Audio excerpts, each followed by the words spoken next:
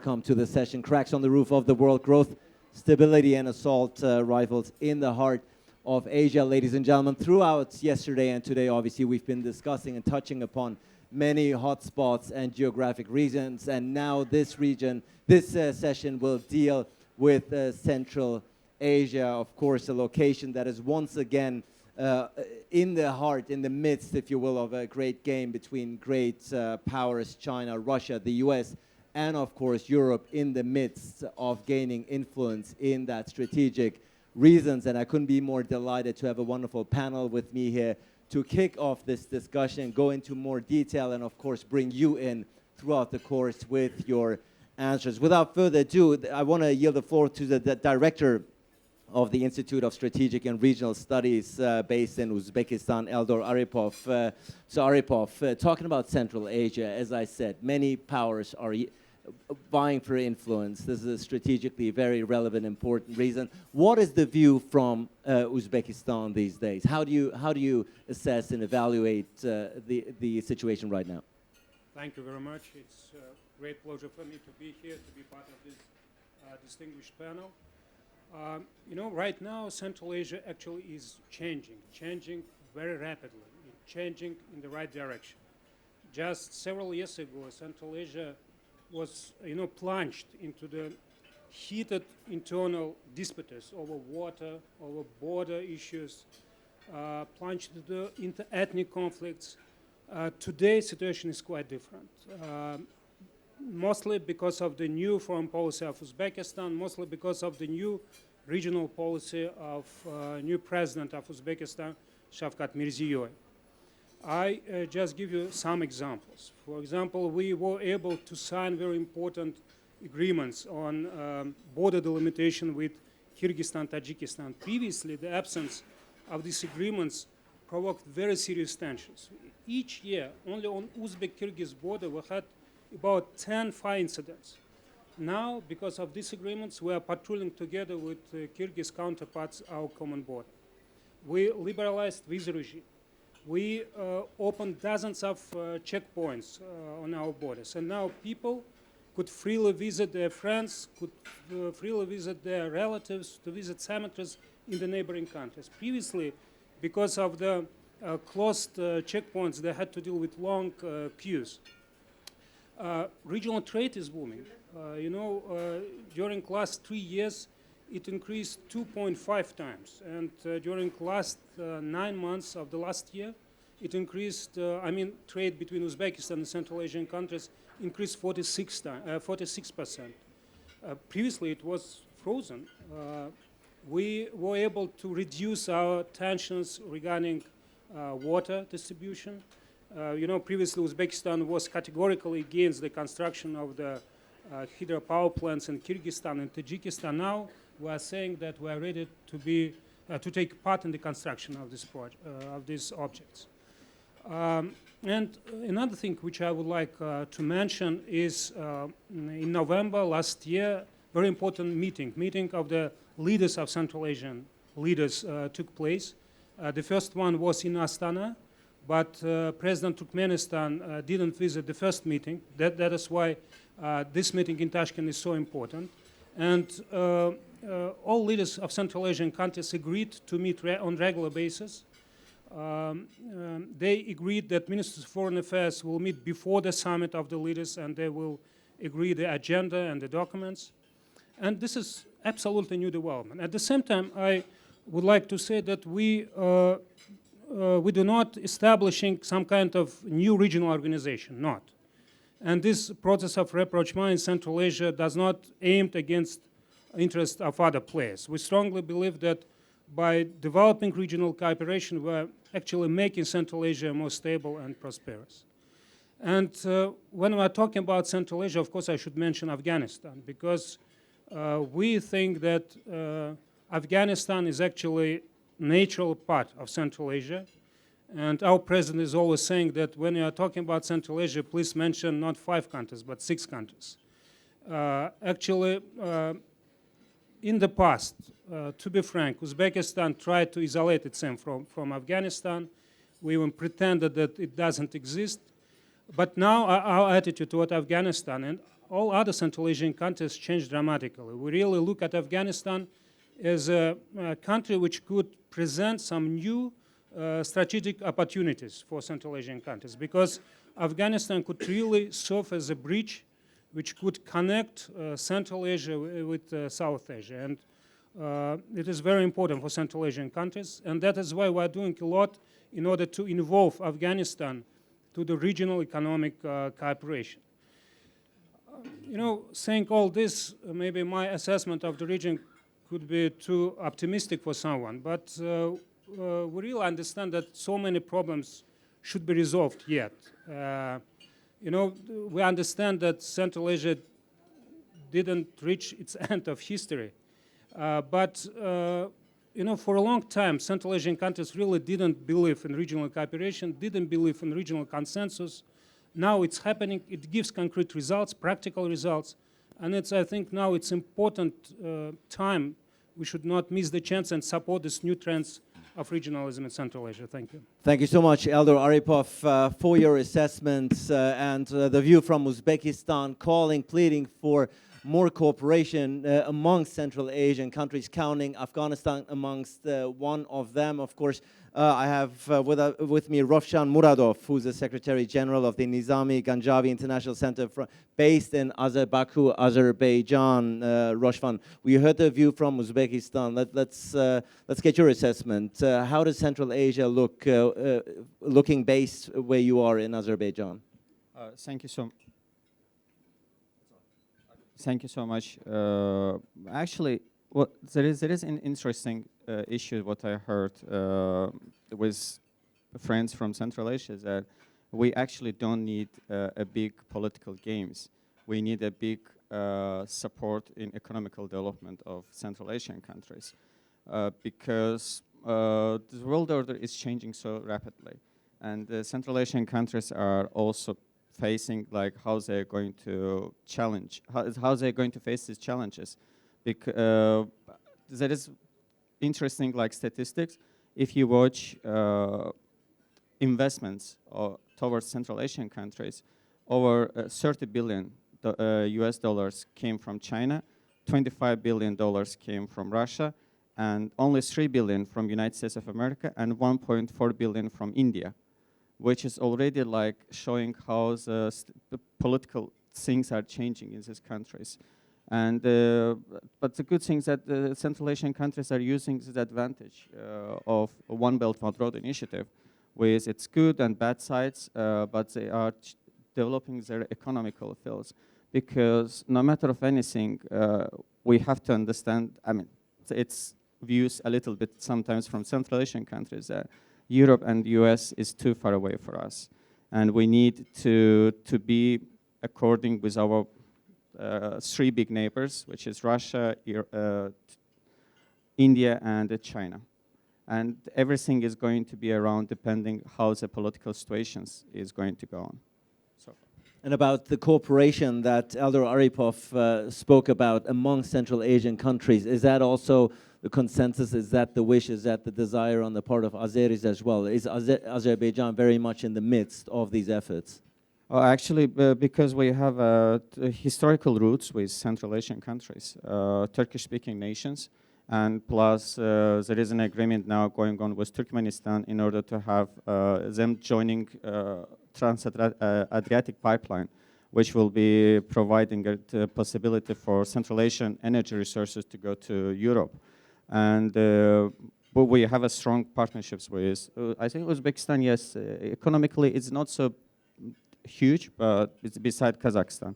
But the restly country definitely supporting all the development in Central Asia. We have with us the director of the Institute of South Asian Studies at the National University of Singapore, Raja Mohan.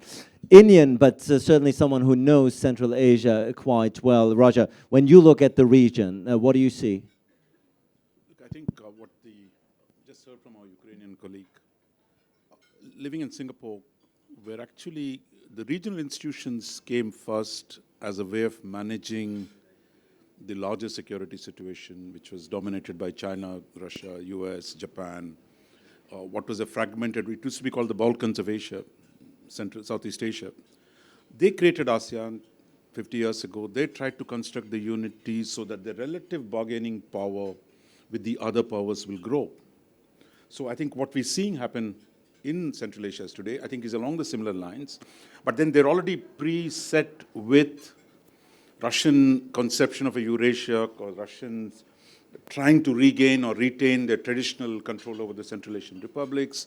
China is rising power, expanding its economic influence into the region. And the US, I mean, for all the metaphor of the great game, throughout the last 100 years, through the Cold War, the West, the maritime West has never been able to really impose any significant influence within the heartland of Asia. So I think it's always going to be limited, notwithstanding a much grand city. Once in a while they can come and give a lecture about democracy. If you're talking about American retrenchment in general, I don't see the Americans being the decisive force in Central Asia. So I think the key is, if the region comes together, resolves its own internal differences, their ability to deal with the two dominant powers, Russia, the traditional security provider, and China as the principal, as a major economy and a neighbor which has already had significant influence. So I think this is a relationship that both of them, but this region has to manage very carefully, because it's the dependence is a messy relationship. But autonomy, the quest for strategic autonomy, the quest for freedom of foreign policy action is always strong, however small the country is.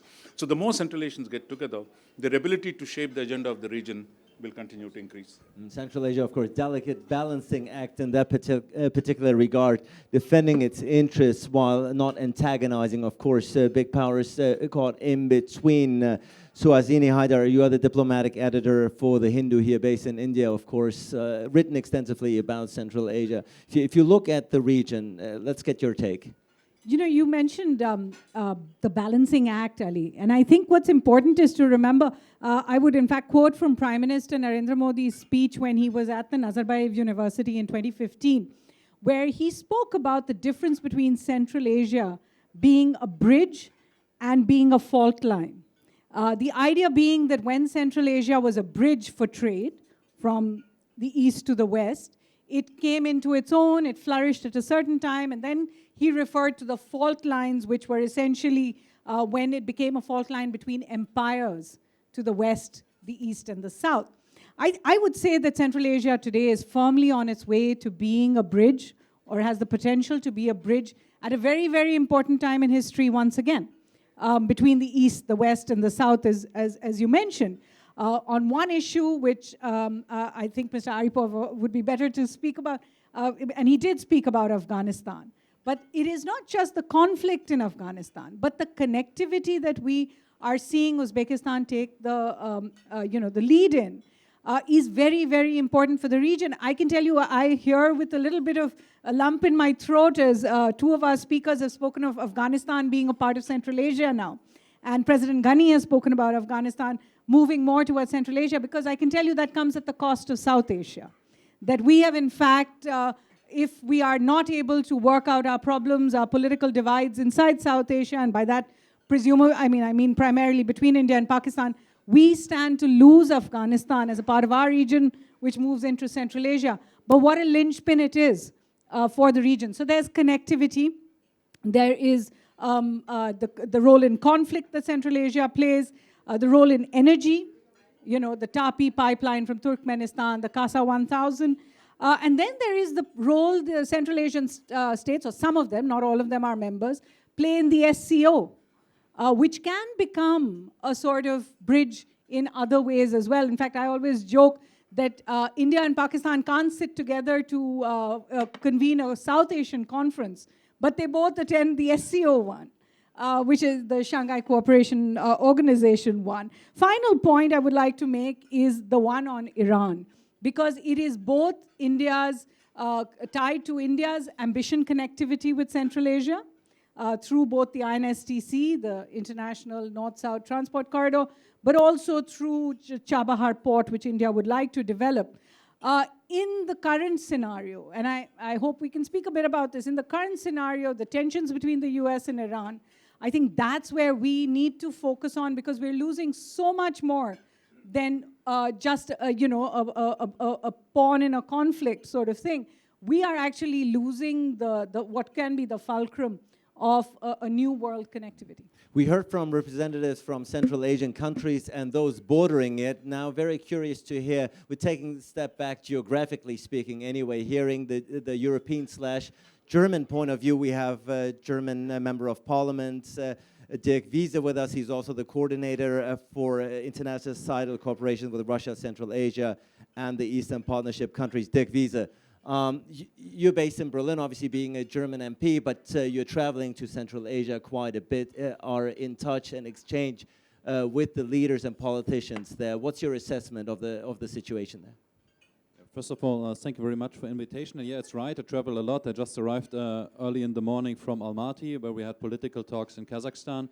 To be honest, Germany has a strong interest and development and engagement in Central Asia. It was a former Foreign Minister, Frank-Walter Steinmeier, who has the idea in 2007 for this European Union Central Asian strategy. And Germany at the moment is very supportive in the new European Union Central Asian strategy and also in the strategy for connectivity European Union to Asia. I think that is very important for this transport corridors, of course, also to Azerbaijan, of course, through the Caspian Sea. And in my point of view, from a German perspective, we have strong and good bilateral relations, of course, to Kazakhstan, because we have a strong German minority in Kazakhstan, so we have cultural links. We have the same with Uzbekistan, where we have a German minority, and in the last year we had very good talks and bilateral relations with our Uzbekistan friends. President Mirziyoyev visited Germany and President Steinmeier visited Uzbekistan. We had now President Tokayev, his first visit to Europe was to Berlin at the beginning of December, and there we also have a big potential in the economic relationship. These countries are interested in economic relationship to Germany. Of course, we can do more, to be honest, of course, but we also are very interested in a strong regional cooperation. It is Germany that launched the Berlin process for a closer cooperation of water management, water resources in the region, and since 2009 we spent more than 40 million euros for a stronger cooperation in water management and supply. And at the end of this month, at the moment, we are organizing in the Foreign Office in Berlin the Green Central Asia Conference with our partners and friends from all countries in Central Asia, plus Afghanistan, where we try to figure out ideas together with the European Union Central Asian strategy for this Green New Deal. What are the potentials for the region, climate change, environmental issues, of course. And there we are doing a lot, of course. But it is true, we are not a direct neighbor. Perhaps it is good as you are not as a direct neighbor as Russia or China, for example. We have not as the focus on these geopolitical issues. So we are an honest partner for these countries. And in my point of view, these countries are very clear, and I had these talks the last 48 hours in Kazakhstan about their own identity, about their independence, about their progress also in their society. And for that reason, I think we as Germany are very interested in a strong engagement in Central Asia. Most people in Germany and Europe in particular would think of and do think of Central Asia perhaps as a monolithic bloc. It very rarely plays in the news over there. It's very little talk of Central Asia politically in the European context. How do we change that? How do we get Central Asia to be more higher up the political agenda? If you take a look on the agenda actually in the Foreign Office, of course, we have the talks about Libya, we have the talks about Iran, we have the talk about Brexit, Turkey, Syria, the situation in trade policy with the United States.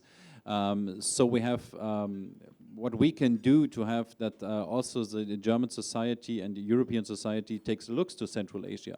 But I think especially in Germany, because of also the German minority in Kazakhstan and the strong figure of Kazakhs German in Germany, I think there's a big interest in Kazakhstan especially, and in Uzbekistan, for example. It was a strong signal from our Uzbekistan friends about the visa facilitation for German especially, and we see so much people actually from Germany who wants to visit Uzbekistan in the last year and in 2020, and that are positive signals to bring these countries closer also to the German society and the Europe society, of course. Eldor, Aripov, let's talk about China for a second. China, of course, its geopolitical, geo-economic ambitions quite vast. The new Silk Road is something that China has been working on and implementing for many years. Central Asia, of course, plays an important role in this particular regard. Talk about the Chinese influence in Central Asia right now. Actually, China's influence in Central Asia is actually strengthening very rapidly. Just 10 years ago, the number one trade partner for all Central Asian countries was Russia. And now for all of them is China.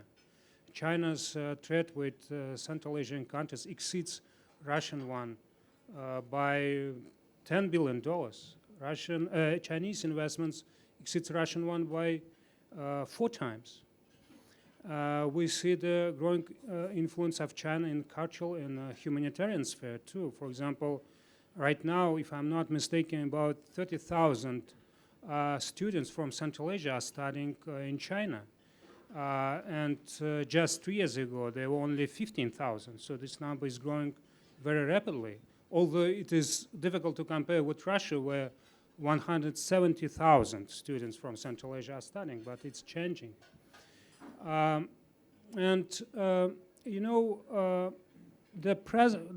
strengthening of China in Central Asia is not only because of the active policy of China. It's also because of the passiveness of other players. According to ADB, by 2030, countries of Central Asia will need about $33 billion just to ensure sustainable development. They need these investments. It's about 7% of the regional GDP. But from where they will get this money? For so many countries in the region, there are no other alternatives. And that is why you see the situation when, for example, share of China's debt in Tajikistan and Kyrgyzstan is about 40–45%. In Uzbekistan, by the way, it's 20% and amounts to $2.7 billion. In Kazakhstan, it's $11 billion. And of course, someone already mentioned One Belt, One Road initiative. You have to understand that all Central Asian countries actually landlocked countries. Uzbekistan is double landlocked. So in order to get to the nearest port, you have to cross borders of at least 2 countries. And for us, development of transport communication is actually a vital issue. We spend 80% of our export earnings for transport. Other countries spend 9%. 60% of the price of the imported goods is transport expenditures. So it's, for us, too expensive to import goods and too expensive to export goods. They are not compatible on the world markets. So diversification of transport corridors is vital for us. And that is why, for example, we are working with China on the construction of the railroad, which will connect China through Kyrgyzstan with Uzbekistan, and then we'll be able to build the shortest way from China to the southern Europe. It will be shorter by 900 kilometers, and delivery time will be reduced to 7–8 days. So it's very important for us. So Roshvan Muradov, we just heard from Mr. Aripov that Chinese influence, Chinese investments certainly growing in the region have surpassed Russian influence. Let's talk about Russia here for a second. Russian influence, of course, in the region is historic. The historical interests of Russia and Central Asia are vast. In your country, Azerbaijan, still very much felt in many regards. Talk about Russia's influence still today, notwithstanding China's gaining influence, Russia's influence in Central Asia. How to say, Russia, we have to accept that Russia being, all of our countries being under Soviet Empire and Soviet Socialist Republics Union. And we still, most of our generation even, we are still listening, influenced by the Russian cultural heritage. We still listening to Russian pop songs, and all of us, like it's, I mean, in my country, in Azerbaijan, almost 80% of population speaks Russian fluently, beside our own language. That means like it's not easy to withdraw like presence of Russia from the region. But Azerbaijan is different because we are more close with Europe, and we have different lines to Turkey, Iran, and Russia, just to be able to have a trade. But for Central Asian countries, there is no other possibilities. And there is only way just to have a partnership with Russia. But in additionally, Russia's power with oil and gas industry of Central Asian countries, and also influence still to military service, which is always going to keep Russian influence in these countries. As Lady said, Shanghai Cooperation Organization, which is one of the key countries, is still Russia and China. So they are started like China, because of United States of America withdrawing from everything and attacking trade war with China, it made China to be a close ally with Russia. If everyone noticed that in the recent, I think it was Valdai Forum or World Economic Forum in Russia, President Xi maybe 20 times repeated, "My dear friend, President Putin." They become so closely negotiating about everything, and they're making the same steps. That's making, it's coalition between these two countries. It's really important.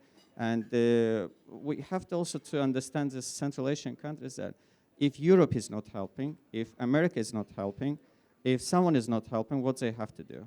They have to develop their economies. They have to give some prosperity for the people. And yeah, Kazakhstan has a huge economical base, but Kazakhstan is the only country which is economically that in good condition. But what about Kyrgyzstan? What about Turkmenistan, Uzbekistan? That's why we have to take into consideration different ways. Despite, for example, even India is one of the biggest neighbor and culturally influenced when we were in a Soviet period because everyone was watching Indian movies. But now look at if there is any influence of India, not a single influence from India side to these countries. Besides, some political gestures and so on. Well, let's throw to Raja Mohan and Suhasini Haidar about the Indian influence in that region. I want to get you both in here. What is India's aim, if any, looking at Central Asia? What is the strategic goal and aim? Both. I want to get you both in. Go ahead, Raja. I think our problem is connectivity. You talked about, double landlocked countries. So India doesn't have direct border with Central Asia. And the partition of subcontinent and the creation of Pakistan fundamentally produced a wedge between the subcontinent and between India. India is doubly separated from Central Asia. So we can have any amount of declaratory interest, but the ability of actually delivering something is fundamentally constrained. So that's one reason why the present government, Ashgabat agreement, attempt at, joining the connectivity agreements. But fundamentally, we are still blocked by Pakistan and a unstable Afghanistan. The attempt at going through Iran has not really worked because Iran is at odds with the rest of the world, with the West. So I think we are at a juncture where fundamentally we are constrained in making a difference. Second, unlike Japan and probably even Korea, which have taken a fairly activist economic engagement in Central Asia, India cannot deliver the kind of resources where it can, Indian private sector, Indian government can go there and do projects of a particular kind which will bring us influence. So I would say at this point, I think India's, whatever they declare, its role is a modest one. That it had a significant influence during the Soviet period because we were one of the few countries that had access to the region. But today I think we have to be more modest and work within the constraints that we have. I think entering the Shanghai Cooperation Organization gives us some opening to do more security cooperation, which we're beginning to do, participate in the larger regional economic arrangements. And then India signing something with the East Europe, what's called Eurasian Economic Union, might give us something. But it's really a modest secondary one that tries to develop some engagement without pretending to be, we are one of the great powers we're not in the great game in the Central Asia. Suhasini Haidar, would you agree with Raja Mohan says India's approach is and has to be, due to political and geographic constraints, modest? Would you agree with that? Well, I certainly think that's one part of it, but when you add to it the fact that India is not a part of the Belt and Road Initiative, that only adds into why the connectivity becomes difficult with Central Asia. Most of the Central Asian countries are a very, very key and integral part of the Belt and Road Initiative, which China is putting so much of its investment into. And let's remember, it's also key to China's ambitions to move from maritime trade to land trade. I often say this visual image I have from Xinjiang. from Urumqi of a land port where we saw this train being inaugurated. The train had close to 50 wagons or maybe even more. Each of those wagons were filled with ketchup. That ketchup was going across Central Asia, actually all the way to Naples, carrying trade in goods with it. So I think the first part, to whether it's an excuse or whether it's a reason for India to be unable to come up, and Russians being actually quite polite about the difference between Russia and Central Asia and China and Central Asia, maybe 1:4, you said? Oh, did you say Russian trade is 4 is? No, Russia is 25 billion. Right. Well, the difference between Indian trade with Central Asia and Chinese trade with Central Asia is 1:35. India right now does $1.5 billion of trade, but China does about 50 billion.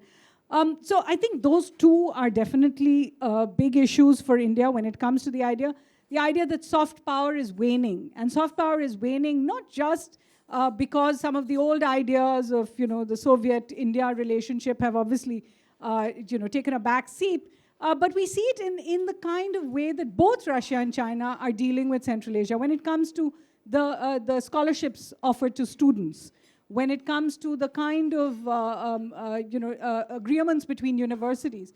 India hasn't yet been able to keep up on those, and that was a place India held for many years during the Soviet-India ties. I think finally, when it comes to it, the entire world, not just Central Asia, is buffeted by and grappling with three basic factors in the world: the rise of China, the retrenchment of the Western world order, and the growth of populist, authoritarian, and often unpredictable leadership. So if we're all dealing with these factors, the truth is India's relationship with Central Asia also brings a lot of these factors in. Thank you so much for your assessment. I do want to I know we have a lot of expertise here on stage. I think that much has been made clear, but I know we also have a lot of expertise in the audience, which for the remainder of the panel, which is about 30 minutes, I want to make use of. I'll come to you, but Dick Visa, last question to you before we go to the audience, and I already see the first hands up. When you go to Central Asia, to Central Asian countries, you meet with the people, particularly with the politicians. What are the expectations of Europe that are being voiced? The expectations to Europe, to us as Germany, are very clear. They want to have a stronger economic relationship with us. They want to have a strong engagement from a German economy, especially. And I think we have there a big potential, for example. As I said, I was in the last 48 hours, I visited Kazakhstan, and especially in Kazakhstan, we have a big potential in the agricultural sector, for example, agricultural machinery. It's a good signal that Kazakhstan is participating at the biggest agricultural fair in the world, which starts tomorrow in Germany, the so-called Green Week in Germany. And I think there is a big potential, of course. But there are other expectations, of course. Our Kazakh friends are very supportive of a stronger engagement with the European Union and the Eurasian Economic Union. It's not an easy question on a European level at the moment, because also of Russia, to be honest. But the biggest expectation is stronger economic development with the European Union. Ladies and gentlemen, it's up to you now. We have the first couple of 2-3 questions I already see. Do we have microphones? Yes, the gentleman raised his hand first. Please go ahead, introduce yourself, and please state your question. Yes, indeed. Thank you very much. Chair, my name is Ashok Sajanhar. I'm former ambassador of India to a few countries, including to Kazakhstan. So if you permit, I'll just make 1 or 2 brief comments and then 1 question. The comment is on what Mr. Aripov said about all the changes that have been made in Uzbekistan after President Shavkat Mirziyoyev came. So my felicitations and my congratulations, not only domestically, but I've seen in the regional context, what you mentioned, the first Central Asian conference meeting ever, 2018, and then 2019 in Uzbekistan. So I sincerely do hope that this path, this progress of leadership by Uzbekistan will continue. Now, 1 comment on India's engagement. I think connectivity, of course, what Raja said is very, very important. And, we are trying to get around that. And maybe I'll make 1 comment on that. But I think we also need to keep in mind that after the region became independent, after the disintegration of the Soviet Union, You know, if we look from 1995 till 2015, there has been a mutual neglect by Central Asia of India and vice versa. Just to give you an example, over these 20 years, there were only 4 prime ministerial visits from India to the region. Now, that has changed since 2015, because we saw not only Mr. Modi, the only prime minister to go to all the 5 countries. He was the only prime minister to visit all of them. But he met the leaders in Ufa in 2015, in Tashkent in 2016, because of the umbrella of the SCO, Shanghai Cooperation Organization. In Astana or Nur Sultan in 2017, 2018, it was Qingdao, 2019, Bishkek. The point I'm making is at different levels over the last 5 years, there's been a much greater engagement that has already started showing results. For instance, in Uzbekistan, there are 2 major universities from India, Amity University, Sharda University. There is a big plot of land that has been given for pharmaceuticals in Andijan province. Similarly, I think in Kazakhstan, I don't want to belabor the point except to say that things are happening, things have started happening. And the third comment is on that both India and Europe can work together. We are sort of approaching it from different sides. So this is to my German colleague, but then also in the hat of Europe as you wear it, that both of us, in terms of connectivity, in terms of we have similar values, objectives in that region, so we can work together. My question to Mr. Aripov is on Afghanistan. You mentioned about stability, peace, security, and Uzbekistan has a 100+ kilometer border with Afghanistan, Tajikistan more, Turkmenistan longer, this thing. Now, you have done 2 conferences on Afghanistan. There are a number of other initiatives that have been taken in Moscow, in Beijing, in Kabul, the American initiative. What do you see going forward? Because I think what happens in Afghanistan, I don't think we'll let go, Suhasini, of Afghanistan to Central Asia. I think we'll continue to claim it to ourselves, because that provides really the bridge also between Central Asia and South Asia. But what do you see going forward? Are we hopeful of peace returning there? Because then only some economic development can really take place, in the midst of all these different initiatives that are taking place. Thank you so much, gentlemen. Mr. Aripov, Afghanistan is the issue at hand. Your remarks.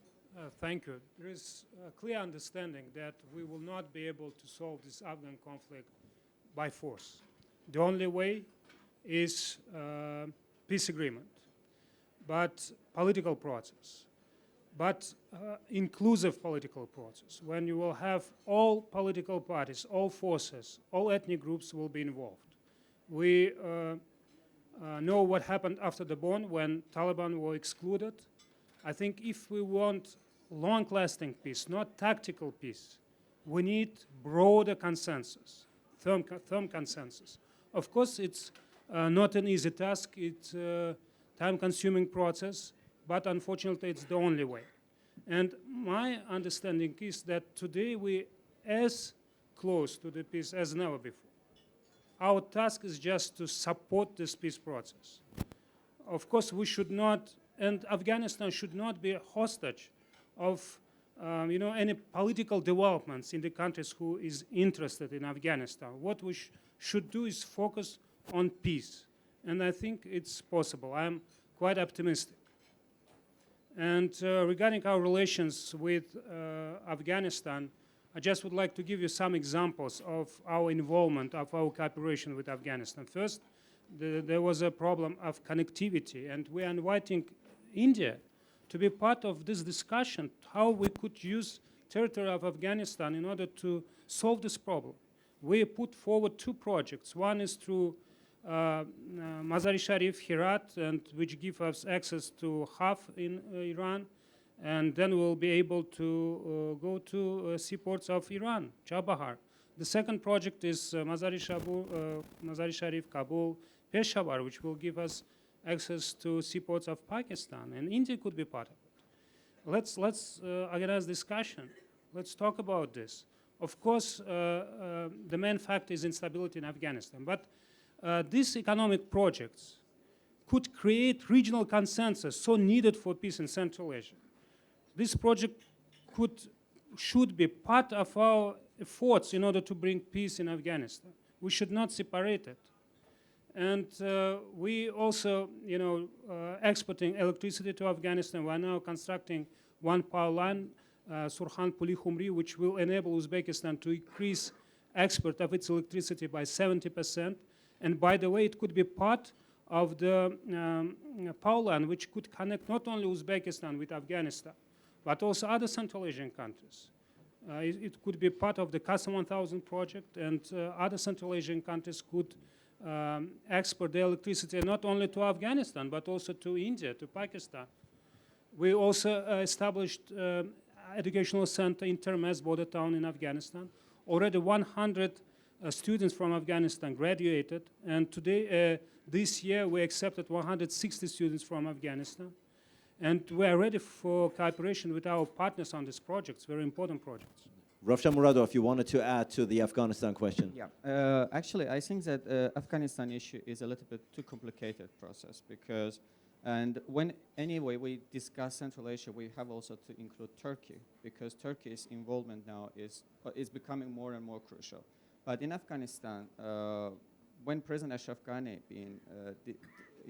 he been out of the negotiations that United States of American government did with Taliban, that's ridiculous. I mean, how we can expect that there will be a solidarity inside of Afghanistan when a president of country is not a part of the negotiations. And then we have to include Iran because it's ISIS or Daesh or however we'll call jihadis and their influence, and plus it should be involved that we have to understand Pakistan is also playing its role. I mean, sometimes some people even say that it's trying to get more engagement with Pakistan, with Afghanistan, but not in a positive way. The results haven't been done so. And yesterday was very interesting comment from a Prime Minister of Netherlands. He said that security is not that you have to secure your borders. You have to go far away from your territories in order to make sure that tomorrow or after tomorrow someone is not going to come to your country. The terrorists. That was a comment. We have 20 minutes left until the end of the session. That's why I'm going to collect the remaining questions, come back to you for the final answers. Can I see a show of hands who's still left with the question? We have 1, 2, 3, 4, 5. So the briefer you state your questions, the more we'll get in. The lady in the back is next. Please state your name and the question. My name is Laura Yerkeshva. I'm from Kazakhstan. And my question goes to Dr. Dick Wieser. Thank you very much for informing. Is it okay? I'm Laura Yerkeshva from Kazakhstan, and my question goes to Dr. Dick Wieser. And I would like to, you told us today about the changing of the policy of EU towards Central Asia as a regional partner, and especially as for the conceptual clarification of that Central Asia includes also Afghanistan. So there are actually two questions. The first is, what could be the correlation in a new EU and in Germany particular policy towards Central Asia, like approach towards its correlation between regional vis-a-vis bilateral? What could be expected more in this sense? And the second, if there are inclusion of Afghanistan towards the definition of Central Asia, which is not only the concept, though we know the concepts are very important, yet what could be the practical implementation of that? Will the countries of Central Asia join hands together with EU or Germany in working in Afghanistan as well? Or there could be just in investment projects, as you told us. Thank you very much. Thank you so much. Could you pass on the mic to Solomon Pasi? I'm going by the order. The gentleman here, please get up, the former Bulgarian foreign minister. Thank you, Ali. I was very pleased to listen what I heard about Afghanistan to be pushed into the 5 Central Asian group. This is a process which was triggered in 2004 when Bulgaria was chairing OSCE, and we had really the vision to have all these countries taken together. At that time, OSCE was very active in the region. It was an authority. I have a question to our German panelists. which is the organization which is replacing OSCE, because OSCE does not have the potential to be as active as it was 15 years ago, and it is for reasons beyond our control. All right, thank you so much. First two questions are for Dirk Wiese. Let's see. Go ahead, the gentleman in the back, and then I'm coming to you up front. Thank you, Chair. I'm Athar Zafar, a research fellow from the Indian Council of World Affairs, New Delhi. Thank you for the remarks to all the panelists. First, I will make a brief observation about the connectivity. I think, yes, connectivity is a problem for India, but we need to press the business persons, the industry people to invest, because the same connectivity problem is also faced by other countries like Japan, South Korea, or Nordic countries. And they don't have Pakistan, Afghanistan, or Iran, but still they can do business. Why not from India? So I think we need to work on that. Regarding Afghanistan, part of Central Asia, I think we in India also considered Afghanistan. Central Asia is a part of solution to Afghanistan. That is why in 2019, January, the first meeting was held at the foreign ministers level, and minister from India and foreign minister from Afghanistan was also invited. Now my question to Dr. Eldor Aripov. You referred to Afghanistan, and I want to ask about that. Uzbekistan, by hosting a conference on Afghanistan, kind of, I think, triggered the subsequent talks, which was held in the Moscow format, or later US also engaged with the parties in Afghanistan. So after that, what is the political role Uzbekistan envisages in Afghanistan? And do you see the scope of cooperation between Uzbekistan and India in Afghanistan? Thank you. Thank you so much. Go right ahead. Please, you have the microphone. Okay. Right in the back. Hi. Please introduce yourself. Hi, Barney Rubin, Center on International Cooperation, New York University. I just wanted to lay out a little proposal and have you comment on it, which is the EU has been searching for a way to get more involved with the Afghan peace process. So far, Russia and China have not agreed to its inclusion in the US, Russia, China trilateral that Pakistan has also joined. And one proposal might be for the EU to take advantage of its geographical propinquity as part of Eurasia and its connectivity policy, plus the EU-China partnership, to focus on investment in connectivity to make an Afghan peace process sustainable through Central Asia.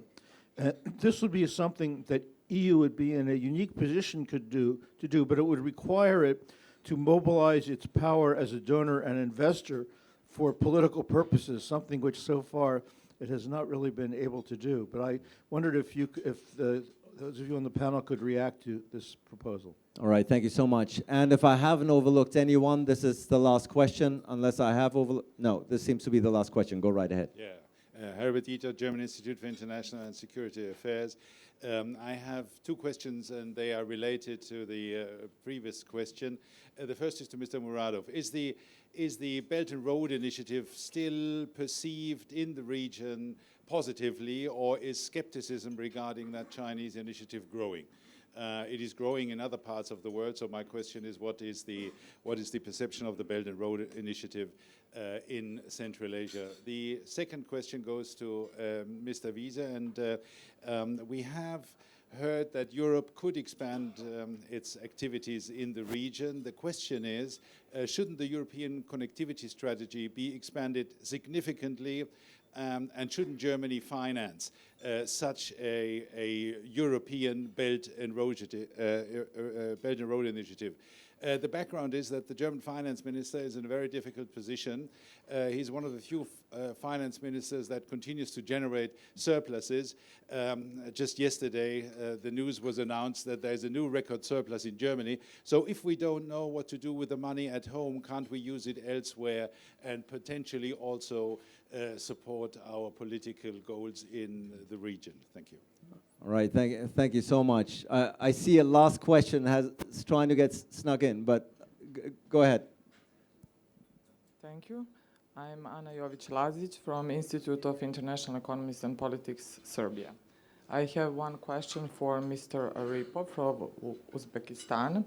Having in mind that Russia and China have big influence in Central Asian countries, is there any kind of competition between Eurasian Economic Union and Belt and Road Initiative in that region? All right, thank you so much. Many questions from the audience, much to talk about. You're all going to get the chance to chime in.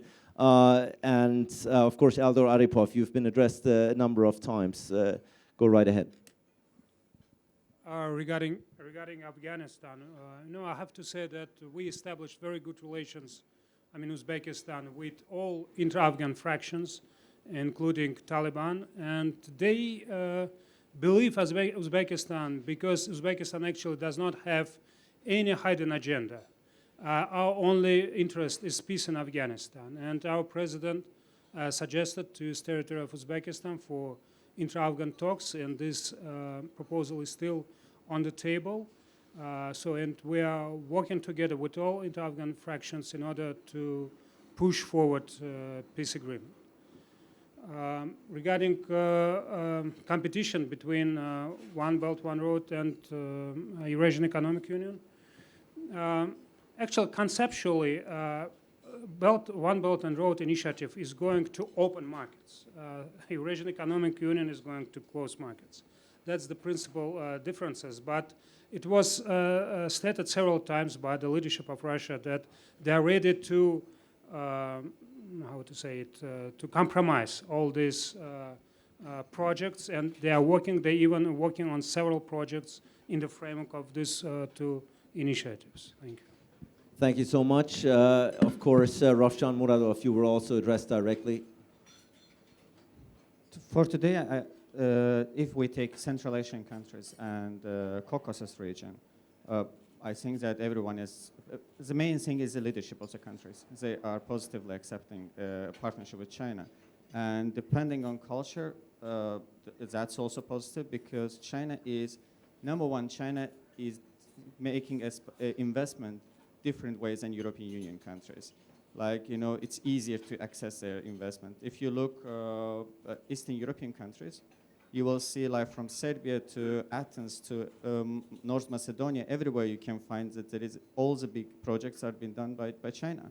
They're building railways. Who thinks that it's bad? Politically, I don't think that.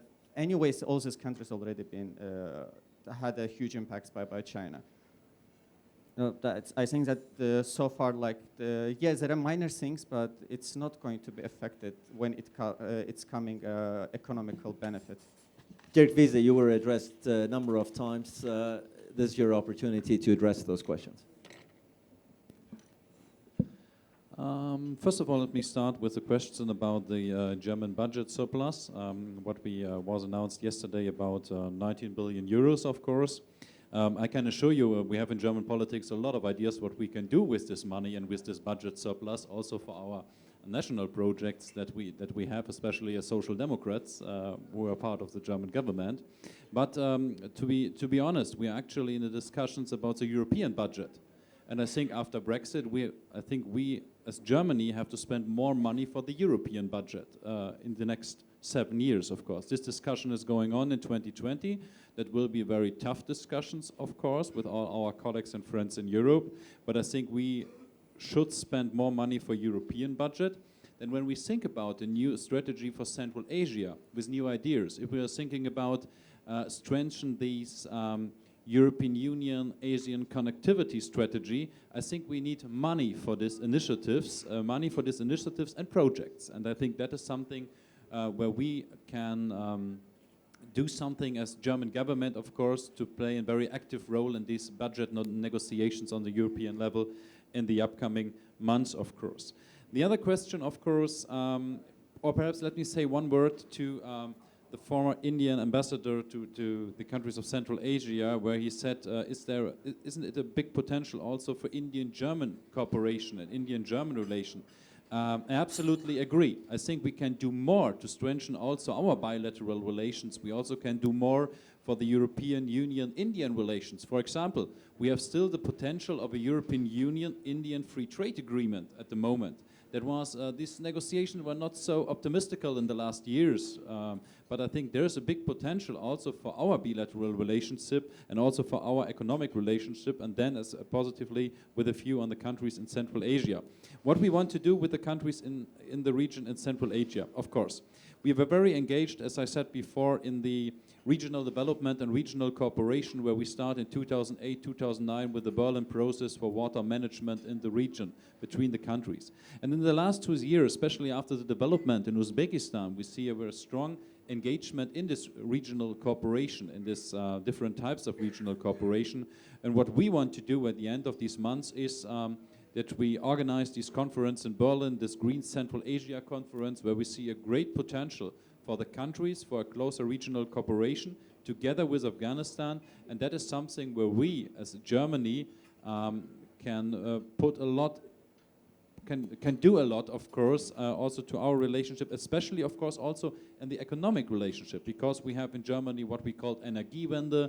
We have a lot of things what we can do in face of environmental questions, of course, water supply management, agricultural questions, and I think there's a great potential. And for the economic development, I think, to end up here, I think there's also one big event that takes place, I think in June or July, it is this year. We have the WTO conference, which takes place in Nur Sultan this year. And I think that is also, that shows that we have here a big conference that will have a strong focus on Central Asia and on the region for a multilateral trade that we, in some regions and with some big partners on the other side, more in the West, we have a lot of problems from the European Union perspective at the moment, and we want to strengthen these WTO, we want to strengthen WTO, and that is, I think, also potential for the region, and especially we know that Uzbekistan is looking very close to the WTO, and there are big chances also for the future. Thank you so much. Interestingly enough, the ORF has just tweeted, we are now closing the session on Central Asia. This is a very modern way to tell a moderator to wrap up the session. I like the connectivity. We're talking about connectivity. Right here it is. Technology through Twitter being told to wrap up. But before we do, of course, I do want to bring in Raja Mohan and Suhasini Hada for their final remarks as well. Raja, take it away. I would say the central problem for Central Asia is going to be the tension between the overwhelming logic for continued dependence on Russia for security and a growing dependence on China for economic prosperity. Now, that will be tested by the logic of autonomy, the logic of nationalism, that no country wants to be totally dependent on someone. So I think there is that fundamental attention. Can India, Europe, Japan, others make a difference? Yes, we can make a difference on the margins. That we work more and more closely with the 5 Central Asian countries. While we are in the SCO, we should also be able to engage the 5 Central Asian countries and the Caucasus, I mean, on a separate basis. And for them, if they take a leaf out of the ASEAN book for the Central Asians, the ASEAN is a thing of saying ASEAN plus 1, the deal with ASEAN and China, the deal with ASEAN and the US, ASEAN and India. So I think there are strategies where we, smaller countries can actually leverage by generating greater relationships with others. They might not have the same power as the 2 dominant neighbors, but they can make some difference to the outcomes if the engagement is consistent, sustainable. And finally, I think India and Pakistan being in SCO leaves some room for optimism. I think for whatever the partition separated South Asia from Central Asia, but today, one exception to the nastiness that has emerged in South Asia has been the TAPI pipeline, where American friends were involved, or we negotiated with Turkmenistan, Afghanistan, Pakistan, India. That one thing that lasted, actually nothing came out of it, but the fact is, we did negotiate with Pakistan. There were even price negotiations. So there was actually a formal diplomatic, political, intergovernmental process that sought to construct something across the borders, which are contested, which are disputed, which are troubled and militarized. So I think that leaves some room open for those of us who want to be optimists, that we must use this. At some point, Pakistan might find it's beneficial to link South Asia and Central Asia. And for India, at some point, going through Pakistan and Afghanistan, that if there are some political things we need to do to make that happen, maybe we will. But at this point, it is hope. And hopefully our Central Asian friends can help get us there. Ending on an optimistic note, Suhasini Haidar, take it away for the final remarks. And very of this quickly, panel. I'll just say that we are on the cusp of allowing something terrible to happen if we don't take a closer look at what can happen in Afghanistan in the next year. And we are also on the cusp of ensuring that instead of making this region an area of contestation, we can make it, and I can sound like Alice in Wonderland when I say it, but we can make it a region of cooperation. In that sense, Central Asia can play a very, very important role because it is, once again, as I said at the beginning, in the middle of the empires to the west, the south, and the east. And it once again can become a bridge rather than stand on a fault line. Ladies and gentlemen, I know that you had your choice of lunches and topics to choose from. I think you chose wisely. Listening to this wonderful panel, their input on Central Asia region that has been key and, as Suhasini Haidar said, is going to be and continue to be a bridge for all countries evolving, a region that, of course, all of you on the panel and I'm sure in the audience will continue to monitor closely from here on. Eldor, Aripov, Suhasini Haidar, Raja Mohan, Roshan Muradov, and of course, Dirk Wiese. Thank you. This is your applause. Thank you so much.